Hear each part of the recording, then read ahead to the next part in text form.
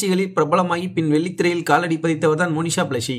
அதிலும் குறிப்பாக cook with கோமாளி நிகழ்ச்சியில் பங்கு பெற்றதன் மூலம் தமிழக மக்களுக்கு பரிச்சயமான முகமாக தெரிய வந்தார். இதைத் தொடர்ந்து சிவகார்த்திகேயன் அவர்கள் நடித்த மாவீரன் என்கிற திரைப்படத்திலும் முக்கிய கதாபாத்திரத்தை ஏற்று நடித்தார். ரஜினிகாந்த் நடித்த கூலி படத்திலும் விஜய் அவர்களின் கடைசி படமான ஜனநாயகன் படத்திலும் நடித்திருக்கிறார் என்பதும் குறிப்பிடத்தக்கது.